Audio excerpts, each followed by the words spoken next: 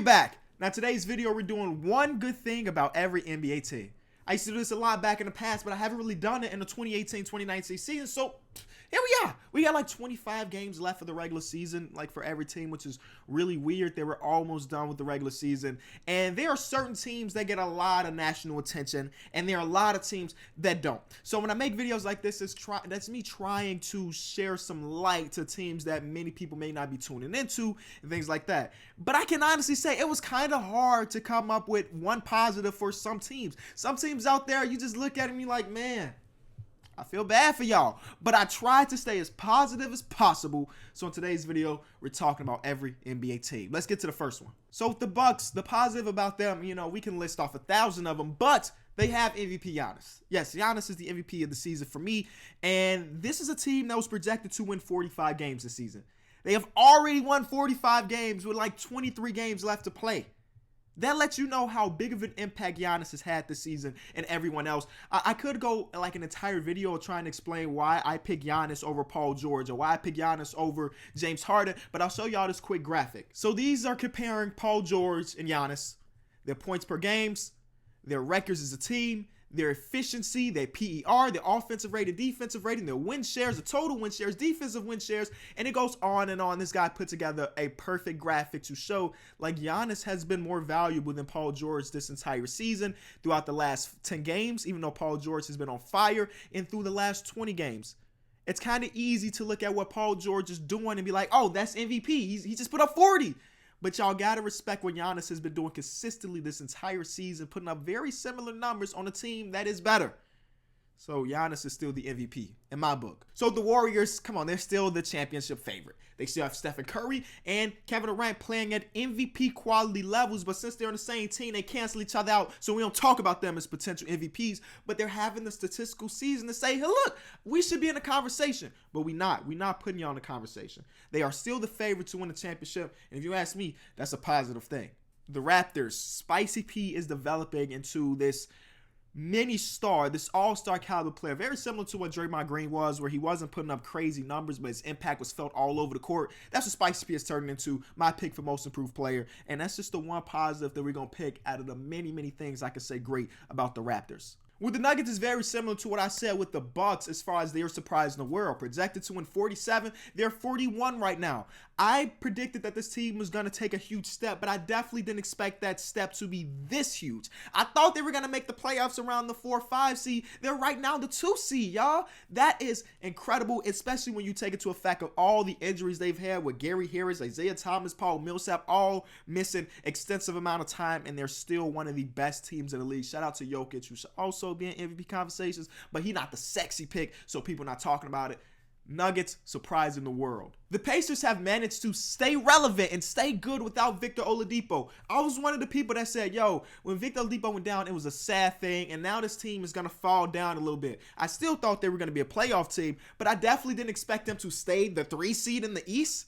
They have beat some very good teams without Victor Oladipo on the floor. And a lot of that is due to Miles Turner turning into what we hoped he would be. Shout out to him. I got to apologize because I was kind of skeptical of that contract, but now he's playing into it, so I respect that. And you just got every other player stepping up to the plate. When your leader goes down, you want players to step up, and the Pacers roster, the entire roster, has done exactly that. So with OKC, we mentioned his name a little bit earlier, but that's Paul George. He went from an all-star caliber player to a superstar this season. As I mentioned, MVP candidate this year.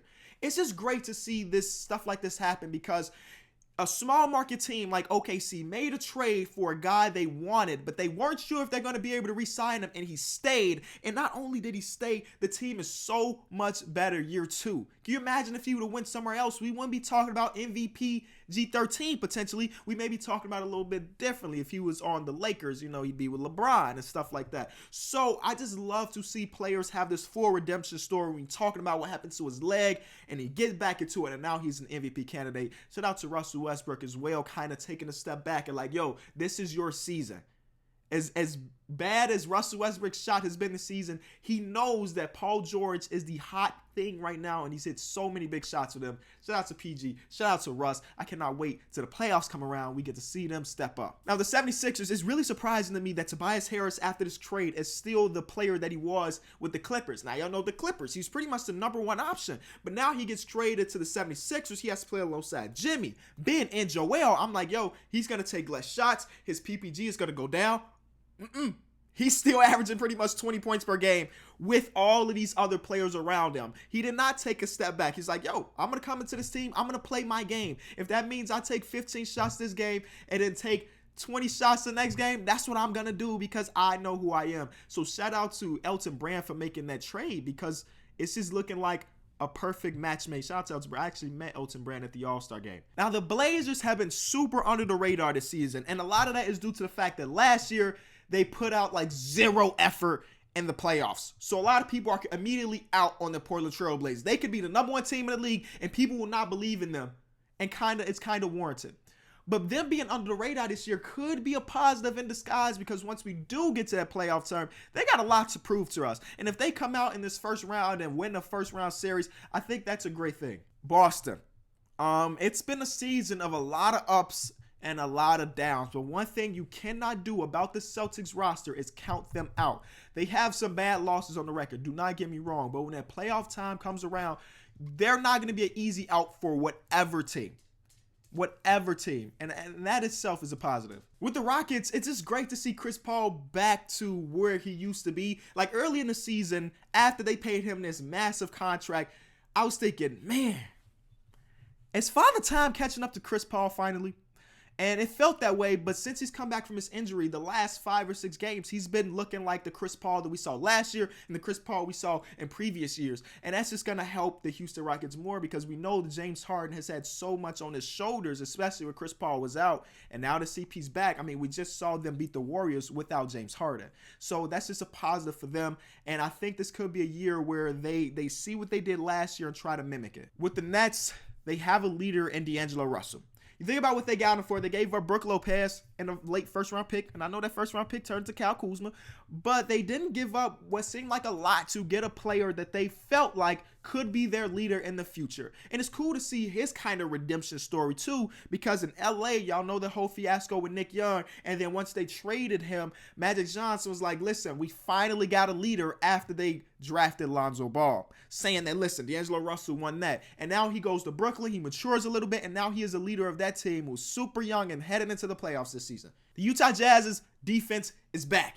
The reason they were in the playoffs last year, the reason they eliminated the OKC Thunder last season was because of their stellar defense. And coming into the season, they struggled. They were like number 9 in defense, which was actually pretty good, but not compared to what they last year. And then the month after that, they were number 16, but now they're back to a top 5 defense. Y'all remember early in the season, like they weren't even in the playoffs. You're like, yo, they starting off slow again, but they ramped it up, obviously, and they're back in the playoffs as we're recording this video. And a lot of that is due to their defense. Shout out Rudy Gobert. The Pistons. Andre Drummond is starting to play like an all-star again. He's averaging 22 and 16 in their last 10 games, and they are 7-3 in that time. It took him long enough to get back to where he was, but here we are. 22 and 16 in the last 10, and they're actually winning games, trying to get one of those final playoff spots in the Eastern Conference. The Spurs still have the best coach of all time in Greg Popovich, and a team that doesn't shoot many threes, they still figure out a way to have a top 10 offense. The least amount of threes attempted per game. In 2019, the way the NBA is played, they're still a top 10 offense. That is incredible to me, and a lot of that is due to the fact that DeMar DeRozan is playing well, of course, in that mid-range area, and LaMarcus Aldridge is playing well in that mid-range area. With the Hornets, y'all got Kemba Walker committed to your city, and that's the positive I'm going to go with. Again, we said positive, so we're just going to end at that, Hornets. I'm sorry. The Clippers are staying competitive. They trade Tobias Harris. We all thought like, okay, they're going to take a step back and keep their first round pick because it is lottery protected. But their owner was like, no, we still want to make the playoffs. And I wouldn't even be surprised if it happened because they still have Gallinari. They still got Pat Bev. They still got Lou Will, who's averaging 20-something off the bench in the last 10. And they still got Montrezl Harrell. I would not be surprised if they stay in the playoff hunt. The Magic are 8-2 in their last 10 games. they're also trying to make a late push for the playoffs. And a lot of this is due to in the last 10 games, they have the #1 defense in the league. Who would have thought? I mean, that's kind of what they wanted, right? They drafted players like John Isaac, who we knew didn't really have it offensively just yet. They wanted to develop it. They have Aaron Gordon. They have all these players, these super long wingspans, and they wanted them to be good defenders. And in the last 10 games, they have been, as they are 8-2. The bottom of the playoff hunt for every conference is going to be spicy. The Sacramento Kings. Their last 3 games are a huge testament to A, this team wants to make the playoffs. B, this team is ready to compete with the best. They are right now the 9th seed. In the last 3 games, they lost by 2 to the Nuggets, who we mentioned is one of the best teams in the league. They lost by 2 to the Warriors, who we mentioned are the favorites to win a championship. And they win by 3 against OKC. They just went against the top 3 seeds in the Western Conference back-to-back-to-back games. And they were all close. Again, they didn't come out with the dubs, but just them being close games, they weren't getting blown out by these elite of the elite teams, just show that they are ready and they want to make the playoffs. And honestly, I want to see them there. Now, with the Miami Heat, I have to admit, this is one of the teams, actually, this is probably the team that I've watched the least amount of recently, but I was watching a lot about a month and a half ago when Point Justice was really getting started. So that's what we're going to focus on. Justice Winslow is only 22 years old, y'all. It feel like he's been in the league for a decent amount of time. He's on a very nice contract for the team, and I can only see him going up from here. The Lakers. They're eyeing DeAndre Jordan, which would help them a bunch. Y'all know they're out of the playoffs, and LeBron has to activate his playoff LeBron stuff 20 games earlier than he expected. And having a guy like DeAndre Jordan, if they were to get him, would obviously impact that. I've been kind of impressed with the way Brandon Ingram has played recently. But again, they had that terrible loss against the Pelicans. But they're supposed to be positive. A positive video. LeBron is activated. So that means they're trying to make that big time push. With the Wizards, Bradley Beal has been unguardable. He's shooting 52% from the field this month. And yo, that's crazy when we think about him attempting 20 shots a game and him being a perimeter player. Of course, it don't seem like they're going to make the playoffs, but him just having this hot streak just shows like, listen, if I had my own team, if real deal Bradley Beal had his own team, who knows what can happen. Karl-Anthony Towns is on his way back, so that's a huge positive. I got to say that I've been super surprised that Luol Deng is getting big time minutes again in the NBA. When it was Tom Thibodeau coaching, he wasn't even touching the floor. But now when we got the Saunders Jr., that's what we call him around here, he's getting big time minutes. Like he's playing like 30 minutes a game. And he hasn't been very good. But seeing Luol Deng and Joakim Noah back in the league and playing minutes, as a Bulls fan, that's perfect for me. Now with the Hawks, I'm going to show y'all this that was on Reddit, right? Trae Young's first 30 games, he was averaging 15, 2, and 7, shooting 38%, 25% from 3, and about 79% from the free throw line. But in his second 30 games, he's averaging about 19 points, 4 rebounds, 8 assists, shooting 43%, 38% from 3, and 82% from the free throw line. And I gotta show love to this because they have been one of my favorite teams to watch with him and John Collins playing well together. And a lot of people were showing Trae Young a lot of attention early in the season when he wasn't playing well. And now that he is playing well, I'm not seeing many people talk about it. So this showcases how good he has been recently, and I love to see it. You're always going to see people compare him and Luka because they were traded for each other. But let them live on their own little islands, and Trae Young has been stellar recently. The Pelicans, Dale Demps is gone, y'all. Y'all should be throwing a Mardi Gras party. Whatever y'all need to do, y'all need to be celebrated because Dale Demps is not a very good, actually he's a very terrible general manager. And I'm not even just talking about this recent Anthony Davis stuff. I'm talking about through his entire time as the general manager of the Pelicans. He had Anthony Davis and was never been able to put together a team to help them be really good and get butts into the seats. Anthony Davis, one of the best players in the league, one of the most exciting players in the league, is in your city, and y'all are one of the last in attendance? Cannot believe it. But he's gone. And I went through and kind of picked some of the worst things that Dale Demps did, and y'all don't have to worry about this no more because he's gone. But here's one. He traded Chris Paul for Chris Kaman, Eric Gordon, and a first-round pick. I'm giving him a slight pass for that because the first trade they wanted to do obviously got vetoed. Then he matched Eric Gordon's contract, even though Eric Gordon told him straight up, I don't want to be here anymore. But he's like, nah, you're stuck here. Then he traded a first-round pick for Omer Asik, and then he doubled down by giving Omer Asik $60 million.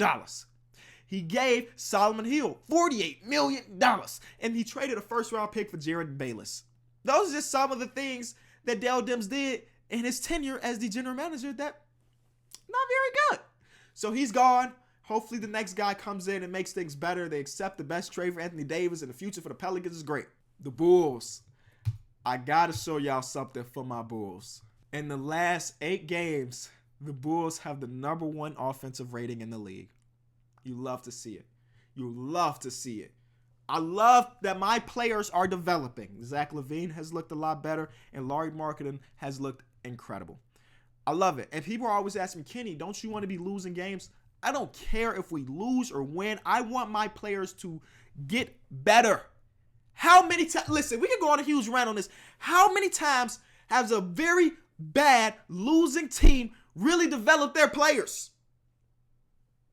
I'm okay with my team winning a little bit more games if that brings a little bit of a winning culture and a young Lauri Markkanen, a little bit of a winning culture and Zach LaVine. Give me that. And somebody pointed out to me like, Kenny, what about their defense? Defense is still trash. We're 26 in defense in this time. #1 offense in 8 games, but 26 in defense. But we're taking it one step at a time, y'all. My Bulls have been looking so good after the Otto Porter trade. And then a few nights ago, we beat the Boston Celtics, which is a huge W for us after losing by 50 to them a couple months ago. And then tonight we play against the Bucks. We'll see how that go. Dallas Mavericks still have Luka, and even though he has been missing some time with some injuries, their future looks super bright with him and Porzingis, and potentially have the money to bring in another player to play alongside them. I like the way their future is looking. I love the trade for them so far, as long as we can see Kristaps get back to all-star caliber, but their future is looking bright. So the Cavs are another team that I must admit that I haven't been watching much this season. You can't blame me, right? But I can say that from what I have seen, Colin Sexton has been looking okay.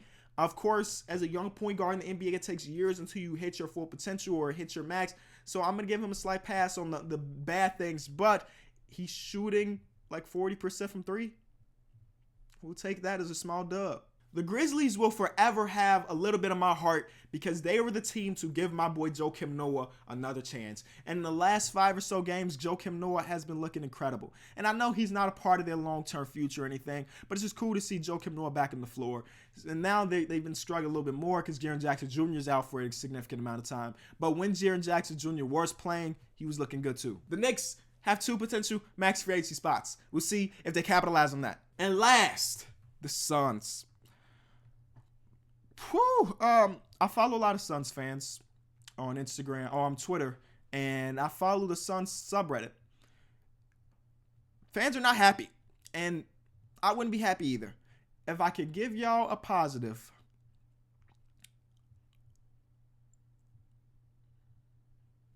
when your players actually pass DeAndre Ayton the ball, he scores. But you got to get your players to start passing him the ball more. You got to. And that's it, y'all. Thank you so much for watching this video. I tried to stay positive, and I think I did a pretty good job of that.